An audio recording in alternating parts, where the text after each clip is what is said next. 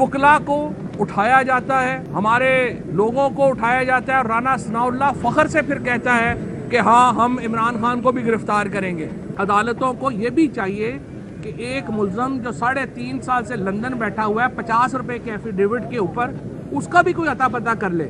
इमरान खान ज़मान पाक से कहीं नहीं भाग रहा, इमरान खान पाकिस्तान से बाहर नहीं जाएगा चाहे उसकी जान चली जाए, उसने पाकिस्तान के लोगों में रह रहे। आपने देखा कि रात के अंधेरे में कारपेट बॉम्बिंग हुई महंगाई की पाकिस्तान के अवाम के ऊपर, और पेट्रोल और डीजल की कीमतों में बे इंतहा इजाफा जो है वो कर दिया गया। अब 272 रुपये के ऊपर तेल है, और अब यूं लग रहा है कि जो फ्लक्चुएशन आएगी इसमें मज़ीद इजाफा भी होने जा रहा है।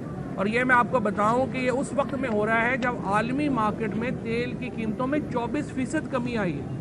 उस वक्त पाकिस्तान की हुकूमत ने तेल और डीजल और केरोसिन ऑयल की कीमत में इस कदर बड़ा इजाफा किया, सेल्स टैक्स में इजाफा किया, और अब हमें पता चला है कि लग्जरी आइटम्स जो हैं उनमें 25% इजाफा किया गया है, और लग्जरी आइटम्स की जो फहरिस्त है उसमें टूथपेस्ट भी शामिल है। यानी आप बुनियादी तौर के ऊपर पाकिस्तान की हुकूमत का पैगाम ये है कि दोबारा मसवाक की तरफ वापस चले जाओ, टूथपेस्ट भी ना खरीदो।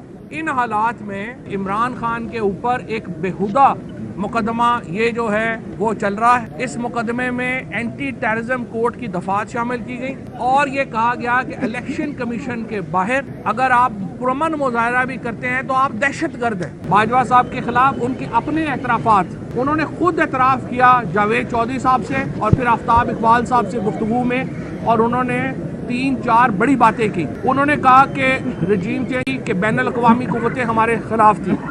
उन्होंने कहा कि मैं फ़ोन टैप करवा रहा था, प्राइम मिनिस्टर के फ़ोन टैप कर रहा था। उसके साथ उन्होंने कहा इनको मईशत जो है वो इनके साथ अच्छी नहीं चल रही। मईशत 9 महीने पहले कहाँ थी, और अब हम पूछें बाजवा साहब से कि अब कहाँ है, बताइए मईशत कैसी चला रहे हैं अब ये। इन एतराफ़ात के बाद सदर ममलिकत जो पाकिस्तान के सुप्रीम कमांडर हैं, उनकी जिम्मेदारी बनती है कि वो तहकीकात का हुक्म करें। स्टार न्यूज़, जियो पाकिस्तान के लिए।